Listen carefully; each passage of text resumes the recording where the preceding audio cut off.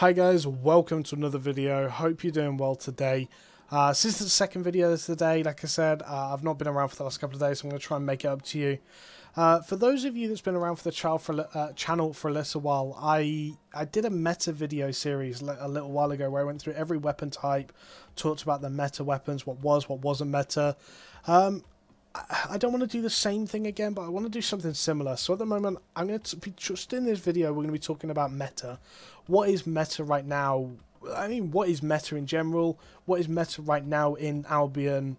And basically different things that could potentially come up in the future, different nerfs to weapons, what's strong, what's just strong because of the meta, all of this different stuff. So, first of all, what is meta? Meta is strong weapons or combinations of weapons that work together well to become just top tier. So an example of this is One-Handed Frost. They've had a lot of buffs recently, and obviously the DR reductions as well as the increased damage means that One-Handed Frost currently does a lot of damage, does a huge burst combination with the Frostbolt, Freezing Wind and Frostbomb combination all in one. So this is a weapon that by itself is very, very strong. Like it needs some sort of either CC reduction, obviously diminishing returns, or it needs a damage reduction. It shouldn't be able to do crowd control and damage. It should just be able to do one or the other. And ultimately, Frost at the moment is completely pushing Fire out of the meta, just because Fire has damage but not enough control. Frost has damage and control, and this is a problem. Frost needs to be that more controlling weapon, which allows Fire to be the damage option. So this is a weapon that in itself is very, very strong in the meta currently. Arguably one of the strongest weapons in the game currently. And definitely one that's in line for a nerf in the coming sort of weeks. So talking off that then, I talked about that first because at the moment we're in a sort of heal reduction CC meta. And the reason I say that is you've got Carrion Caller and Demonic that is very, very strong right now. I think they're strong because of Frost. Like, you get to do that Freezing Wind combination, drop a Demonic on top of them.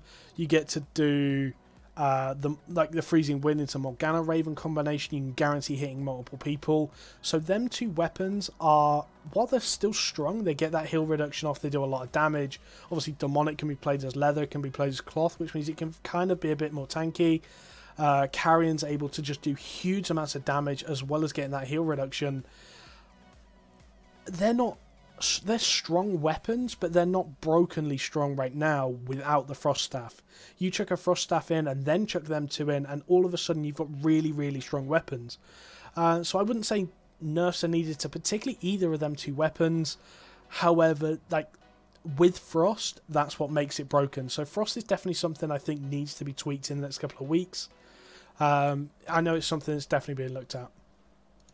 Other than that, we have Spears. Now, Spears are in a weird position. Spears are so strong and definitely need nerfing. It's just what to nerf on them. So, you've got the Q. The Q has a bug at the moment that means you can basically, if you play it right, you can infinitely keep your 3-stack of Spirit Spear up. Kind of broken if you can do it. It's just, that in itself is a bug, needs to be fixed. But ultimately, even if not, you can still keep it up for a good chunk of time while in combat. It's not going to be something that's a major issue. I think Forester Spears is where things start getting a little bit confusing though. You're going to do a lot of damage very, very quickly. Now, just as a reason why a lot of people run Glaive over Pike and they just don't even consider Pike a viable option is Resilience Penetration. Now, Resilience Penetration is if I put 3 people all together, or if 3 people attack one person, they gain a sort of damage reduction that it's kind of to counter people zerging. It's kind of to stop 20 people being able to jump onto one person in Zerg v Zerg and like insta one-shot them. They have a chance to take a little bit less damage. Well, Glaive has Resilience Penetration, so that buff that they get, he does 50% damage like through it, so he penetrates a little bit. Now what it means is Forester Spears, for every enemy it hits, actually gains a 10% damage increase. So other than the whole resilience penetration thing, there's actually an AoE change as well that happened pretty low-key. Not many people actually know about it doing a bit of research, but there's an AoE change that the more people your AoEs hit, the more damage it does. So if Forester Spears that hits 5 people, it actually does 50% increased damage. I'll try and see if I can find the thread to put in the description below. But yeah, so Forester Spears, if Forester Spears hits 5 people, it does an extra 50% damage. Again, another weapon that ultimately it's a lot stronger because Frost is viable, because Frost is strong. You'd use that freezing wind as a Forester Spears. All of a sudden it's very, very strong. But Forester Spears in itself still doing a little bit too much damage as well. So glaive and or certainly spears in general, another one that I can see being nerfed in the coming weeks. I think Fling's in a great place. Fling doesn't need changing at all. Does a decent amount of damage, dispositions people, which is exactly what it's used for. Still allows weapons like Demonic to be used really well, because you can use that Demonic to slow their retreat back or to make them run a different way, or I mean make them run through it, and obviously that's a huge problem then. Again, like I said, another weapon that's really strong, probably a little bit too strong, needs a little bit of number tuning, but certainly pretty strong right now. Obviously we do have Curse. Basically no other weapon in Curse is viable other than Demonic.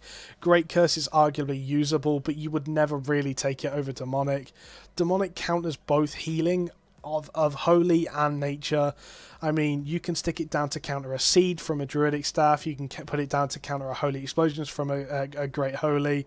You can use it to counter so much, whereas Great Curse Staff literally is only a counter to Nature once every 30 seconds. And ultimately, Nature Staffs are going to be able to put that HOTS back up anyway pretty quickly. So if they get out after the first tick, you've reduced their heals for a couple of seconds, whereas Demonic could reduce their healing by 70% for as long as they're in the area. And with CC being so dominant right now, that's obviously a big thing.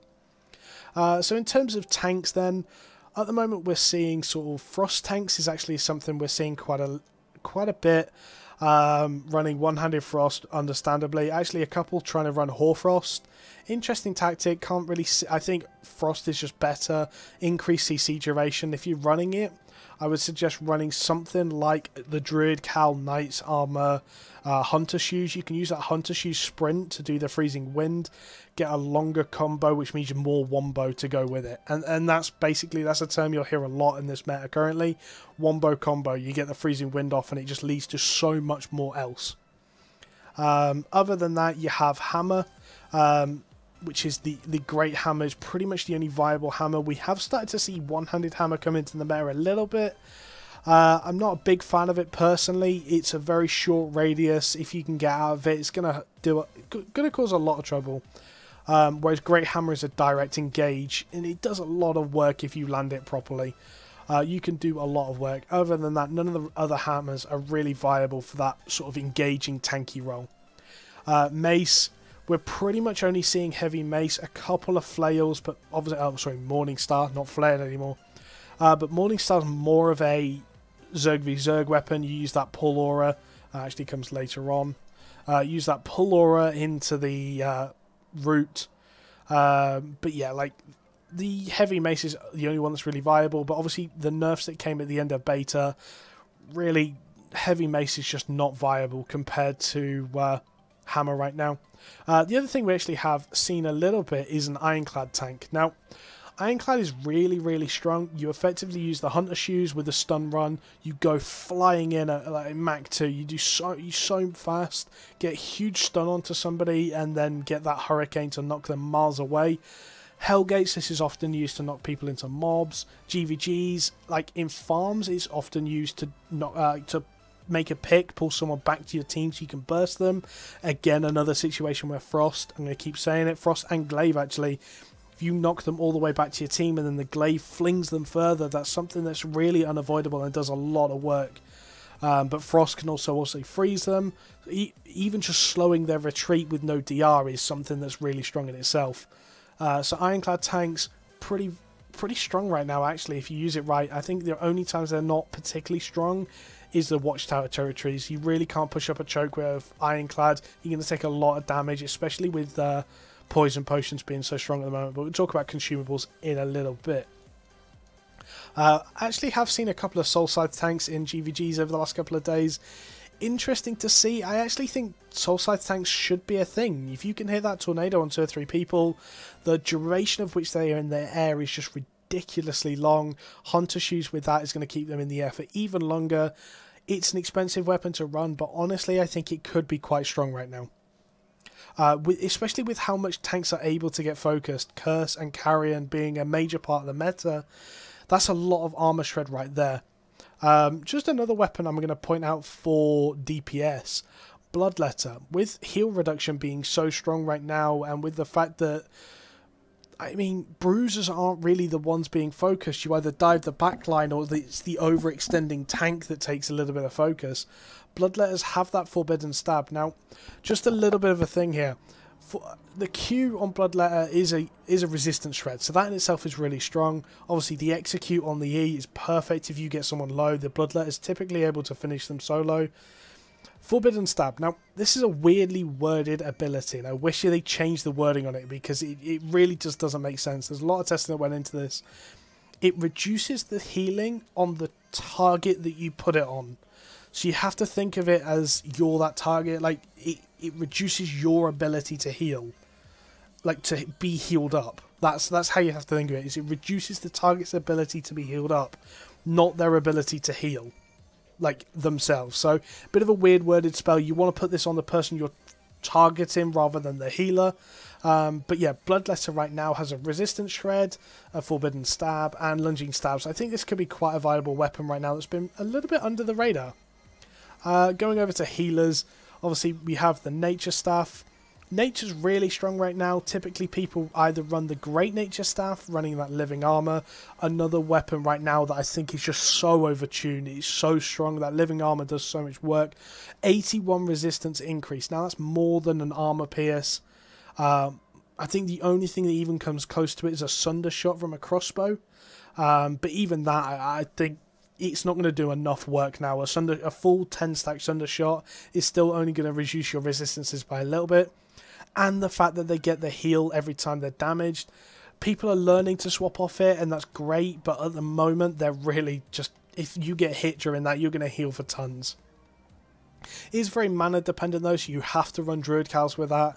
But honestly, if you can run Druid Cows and Great Nature, you're going to be laughing for a little while. Druidic Staff. Now, Druidic Staff, so you put the seed on someone. The problem with this is a good Curse Staff, and you do need to be good with Curse Staff. If they see that seed on someone, they're going to drop Aura of Decay right on top of them, and they're really going to struggle with that. Because the seed's just going to heal for nothing then. And you can counter it pretty much every time if you have like Omelette and Leather, because you get the increased CDR. Hidden OP. Nature Staff. Nature Staff does a lot of healing AoE. It's kind of like having a Druidic Staff, but AoE. Does a little bit less healing, but spread over 5 people. Depends on the rejuvenation stack, so you just stack it, you just blow stacks on everybody. Use that Circle of Life to top everyone up. It really is very strong. You're going to heal for tons with that. Moving over to Holy then. I think Holy really only has 2 viable staffs right now. One is obviously the one-handed Holy with our Eye of Secrets. Eye of Secrets so strong still for energy regain, and Desperate Prayer is just really strong. 15-second cooldown for a huge heal under 40%, especially if people do start running Bloodletter. Desperate Prayer is just mandatory at that point. Great Holy Staff, with the amount of teams that are trying not to run a tank, they're just running heavy bruiser comps and things like that. Holy Explosions is really nice as a self-peel. I've seen a lot of teams running the Holy Explosions with a Druid Cow. You drop the Druid Cow and then Holy Explosions on top of it. Means your whole team can get healed and manage and energy at the same time. Great combination, does a lot of work. And obviously the healing that comes out is a little bit stronger than the one-handed. Divine Staff. Divine Staff gets no love. I mean, Divine Staff literally does the same thing as the Great Nature. If you think about it, it puts a shield or puts a resistance on someone that stops you wanting to hit them and heals them a lot. However, the Divine Staff guarantees a heal, whereas the Great Nature can be swapped off and won't be healing. So, a bit of a weird one that no one uses it. I think Divine Staff could work, but haven't really tested it. Could be hidden OP. You might want to go and test that one out. Talking about things like headpieces then and stuff like that. So, Going through the cloth ones, the only real two viable ones right now is the Druid Cow running the Circle of Inspiration. I mean, that's such a strong ability. You're going to be able to give energy to your entire team. It's really strong. It sells for a lot right now. It's quite expensive to sustain. But if you can, ultimately you're going to be able to give so much mana, and some teams just have to run it. A Frost Staff has to run a Druid Cow or some sort of mana regain mechanic, because honestly they're not going to be able to sustain that mana otherwise. You've got the Cleric Cow. Cleric Cow's in a weak position because Ice Block makes you, is it 5 seconds I believe you can stay in Ice Block, minute cooldown, and you can't move, and that's a real bad situation, especially with how dominant things like Demonic Staff is. Someone goes into Ice Block, you drop a Demonic on them, they're not going to be able to get topped off. It's that dangerous situation that they wanted to Ice Block from. They're going to be in exactly the same situation 5 seconds later. And obviously with the increased cooldown, not particularly ideal. Other one that's a couple of people have started to pick up is the Fiend's Cow. Using that Purge to clear off defensives, allowing just like frontliners just to cleave in and do a lot of damage. Potentially could work. Typically is going to take the spot of a Druid Cow though, and I don't know how much I like that. But if you get it right at the right time, we saw it the other day on the official stream, someone purged off an Everlasting Spirit that saved someone, really. Purged it off and they got the kill from it. So definitely something to be looking out for. Could work and could be quite strong right now. Talking about robes. Now, people have been asking me why so many people are running Druid robes. The reason for that is at the highest item power, Druid robe will give more stats than, or sorry, just the artifacts will give more stats than the base items. So Druid robe, while it does give less like attack bonus and stuff like that, does make you slightly tankier and will give more stats in total at top end. So that's why people are running it. Ultimately 40% damage is still quite nice, but being quite tanky is a really nice sort of option as well. It's just a more dominant option at the moment. If you weren't going to run that, I would probably run Mage Robe, Cleric Robe. Nothing's really changed for robes. Everlasting Spirit if you're going to run Cleric, and Frost Shield if you're going to run Mage, just for that higher stats. But you do lose actually quite a lot of defensives by doing that. I'm just having a look now. On the boots, so tanks have actually started running Druid Sandals. A couple of tanks have started running Druid Sandals. I think this is a ridiculously strong ability, especially with how strong Frost is right now because of the no DRs. You can slow someone by 80%. That's actually more than a Icicle Staff, I believe, which is just ridiculous. Slow them so much, and ultimately if you dive into the backline with like a hammer and then start running back through their team to get back to yours and peel or things like that, you can honestly do work with Frostwalk. But other than that, I don't really see many other cloth boots being run right now. Going down to leather, ultimately leather's in a bit of a weird position as well. Like, it's so strong, but some of them are also so weak. Almost every healer has to have a mercenary hood. You need that cleanse on yourself, especially with how dominant CC is right now. Every team has to have a cleanse, just because otherwise you're going to get screwed over by the first team with a hammer. He hits a 5-man tackle and that team's just done. You've got the Stalker Hood. A lot of people have been using Mortal Agony. When you work it out with how much resistances you reduce on a target, as well as the increased damage, you could get almost like 50% damage increase if you use this under 50%. I was running this the other day with Bloodletter. I could guarantee an execute on a full plate tank if I got into below 50% health. It's broken. It's so strong. But obviously you do lose a defensive for it, so you have to weigh that up in your mind. Mohican's the one that's been using this for a while, so shout out to him. He does work with this and the broadsword, basically getting them to 50% and then hitting them with the broadsword 3 stacks for a massive amount. You've then got the Hellion Hood for the smoke bomb. People use the Hellion Hood basically as a zoning tool. Tanks have actually been running the Hellion Hood as they go diving in, pop the Hellion.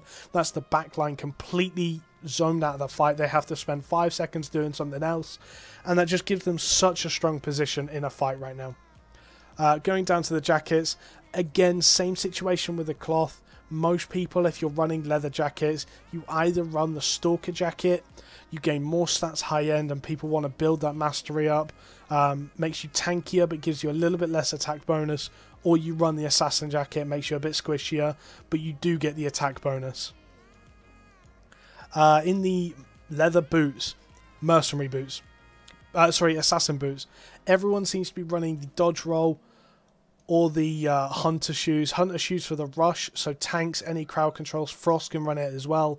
I would actually say like leather frost or cloth frost could potentially run this as well. You run rush, gives you a little bit less of a defensive on your boots, but ultimately 120% move speed is going to reposition you pretty nicely as well. And if you cast a freezing wind during that, that's going to be a real beefed up one. And assassin shoes, just because of how dominant CC is right now, the freezing wind frostbomb combination, if you can't dodge roll out of that, you're going to take a ton of damage. You can dodge the flings, or when you get flung, there's typically lots of sticky pots around, you can dodge roll through them. So dodge roll is pretty much mandatory on so many classes right now. Going down to plate, plate only really has 2 viable helmets right now. Three a little bit. So one of them is the soldier helmet.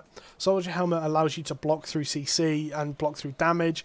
It's like an ice block on steroids. It's a 30-second cooldown but half the duration, but you can move during it, so you can move through CCs, you can move through just burst, you can just walk back to your team. It's so strong, and a 30-second cooldown means you can get a couple of these off in a fight potentially. The demon helmet's really been underrated actually for what it is. You get that silence on someone, it's going to do work. 40-second cooldown, you can really do this, like do work with someone. What we're actually seeing is starting to see like Glaives or someone like that run demon helmet with the tank running Hellion. They do swap over, and you have sometimes both of these on one team. It means that you get the silence onto like a frontliner, so you can't pop the defensives, as well as the zoning onto the backliners. The other sort of hidden OP one is Knight Helmet. Knight Helmet has displacement immunity, which is actually immune to knockbacks and like pulls and stuff like that, as well as crowd control resistance. It means it can completely counter something like an Ironclad. If you can get this on an Ironclad, get this on a stun run target just before he starts getting knocked away, completely immune to it, and that's going to make a huge difference in a fight. In terms of Knight's armor, basically Knight armor or Guardian armor is pretty much the only 2 viable ones right now, using Feeble Aura to reduce the damage. The slow is quite nice as well, but no one really uses it for that. The 60% less damage is just massive. And the Knight armor obviously just as a complete zoning tool. You can either knock people out, use it offensively, knock people in. So many different uses for that.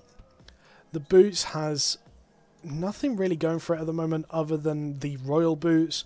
Royal Boots has been fixed, so you can actually get the 15 stacks times 17.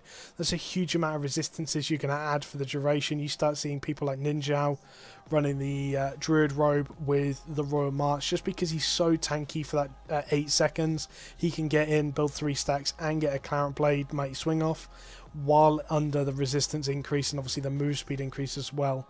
Other boots, pretty hidden OP, is Demon Boots. Demon Boots give the crowd control resistance, as well as the armor resistance and the increased move speed to, well, the move speed is just yourself, but however the armor and crowd control resistance is in a 5-meter radius around you, so pretty strong. Other than that, consumables right now, let's actually see if we can find the potions tab. That's what I'm looking for. Tier 8 poison potions, so strong right now. Resistance debuff as well as a max health shred. That's going to do just work onto a tank. 0.5 seconds lasts every tick, and it lasts for 7.5 seconds. That's 15 ticks at 1% health a time pretty much. That's 15% health just on a potion, and obviously the resistance debuff as well. A lot of curse stats running this at the moment with the armor pierce. Means that you start getting a huge amount of resistance debuff. Means tanks and bruisers are definitely targets that are focused at the moment. Other than that, sticky potions galore. Most people are running a sticky potion outside of the healer. Healer's typically running either resistance potion for the increased defense and crowd control, or running the Gigantify potion just to get that increased health. Other than that, guys, that's pretty much the meta right now. We're going to be doing a couple of videos on things in the next couple of days, so keep tuned for that. Like, comment, subscribe, and catch you later, guys. Goodbye.